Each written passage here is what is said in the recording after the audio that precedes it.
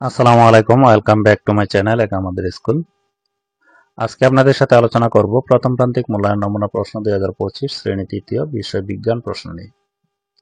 যারা তৃতীয় শ্রেণীর ছাত্রছাত্রীদের অভিভাবক আছেন এবং যারা টিচার আছেন তাদের জন্য এই প্রশ্নটি খুবই ইম্পর্টেন্ট এবং গুরুত্বপূর্ণ, কারণ এই প্রশ্নটির মাধ্যমে প্রথম প্রান্তিক মূল্যায়নের যে প্রিপারেশনটি এই প্রশ্নটির মাধ্যমে নিতে পারবেন। যারা তৃতীয় শ্রেণীর ছাত্রছাত্রীদের অভিভাবক আছেন তারা এই প্রশ্নটি পিডিএফ ফাইল অথবা টিচার আছেন তারা পিডিএফ ফাইল অথবা এমএস ওয়ার্ড ফাইলগুলো নিয়ে বাসায় বারবার প্র্যাকটিস করাতে পারেন। কারণ অনেক স্টুডেন্ট আছে তারা অনেক কিছুই জানে বুঝে, যা ধরাবেন তাই বলতে পারবে, কিন্তু প্রশ্নগুলো আনসার করতে পারবে না। কারণ হচ্ছে তাদের প্রশ্ন সম্পর্কে ধারণা থাকে না এবং প্রশ্নগুলো কিভাবে করা হয় এবং কিভাবে আনসার করতে হয় এ সম্পর্কে ধারণা থাকে না। যারা অভিভাবক আছেন প্রত্যেকটি প্রশ্ন 30 টাকা খরচের মাধ্যমে আপনারা পিডিএফ ফাইল অথবা এমএস ওয়ার্ড ফাইল নিয়ে কম্পিউটার দোকান থেকে প্রিন্ট করে বাসায় আপনারা প্র্যাকটিস করাবেন। কারণ যত বেশি প্র্যাকটিস করাবেন তত কিন্তু সহজেই তারা প্রশ্নগুলো আনসার করতে পারবে।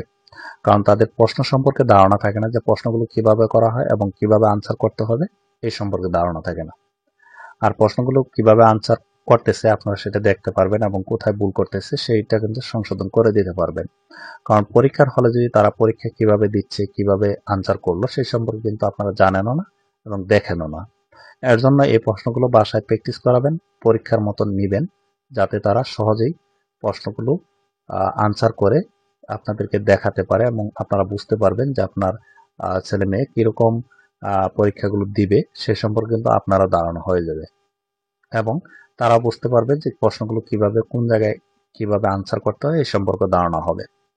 আর যারা টিচার আছেন তারা এই প্রশ্নটির হেডলাইন পরিবর্তন করে সরাসরি আপনাদের স্কুলের জন্য পরীক্ষা দিতে পারবেন।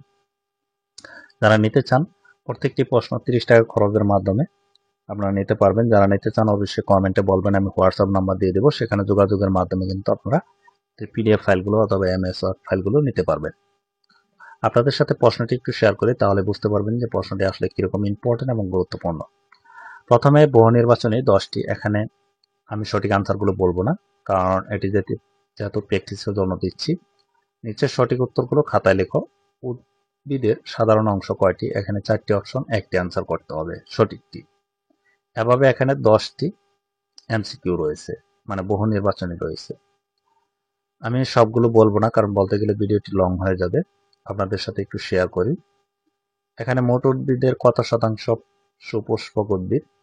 কোন দলের প্রাণী স্থলে ডিম পারে? এরপর শূন্যস্থান 10টি।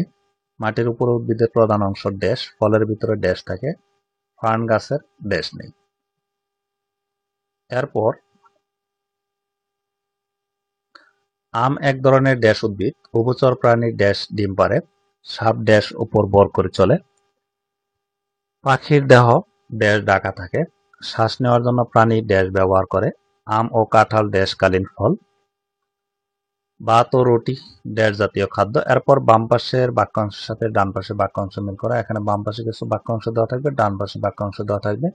বাম পাশের বাক্যাংশের সাথে ডান পাশের বাক্যাংশ মিল করে একটি বাক্য লিখতে হবে।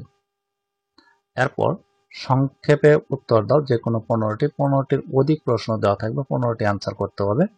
যেমন উদ্ভিদের বিভিন্ন অংশের নাম লেখো, উদ্ভিদের খাদ্য তৈরিকারী অঙ্গের নাম লেখো, বৃক্ষের তুলনায় আকারে ছোট উদ্ভিদকে কি বলে, ধান কোন শ্রেণীর উদ্ভিদ, ফুল নেই এমন একটি উদ্ভিদের নাম লেখো, আঁশ ও ফুলকা থাকে এমন প্রাণীর নাম লেখো।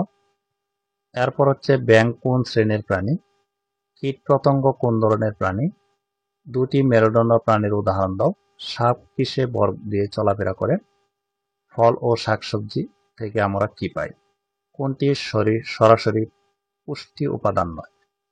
এরপর হচ্ছে আমাদের দেহ গঠনের জন্য কি প্রয়োজন, খাদ্য আমাদের কি কাজে লাগে, সুস্বাস্থ্যের জন্য নিয়মিত কি খেতে হবে।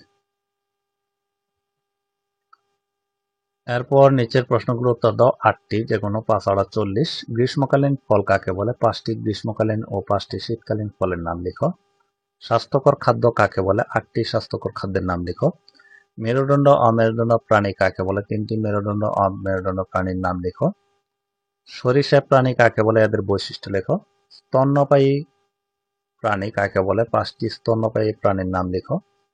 মূল কি? মূলের কাজ লিখো। কাণ্ড কি? কাণ্ডের কাজ লিখো। বিরুৎ উদ্ভিদ কাকে বলে? উদাহরণ সহ লিখো। 5টি গ্রীষ্মকালীন এবং 5টি শীতকালীন সবজির নাম লেখো।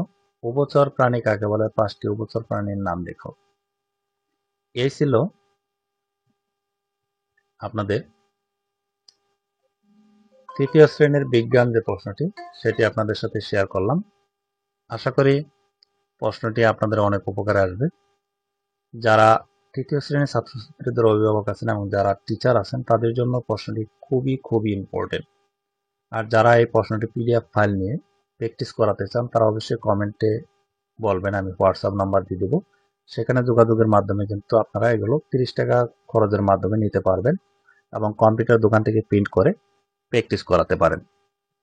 এবং আপনাদের পরিচিত যারা আছে তাদেরকে এই ভিডিওটি শেয়ার করবেন যাতে তারাও এই ভিডিওটি দেখে উপকৃত হয়। আজকের মতো ভিডিওটি এ পর্যন্তই। ভালো থাকবেন, সুস্থ থাকবেন। আল্লাহ হাফেজ।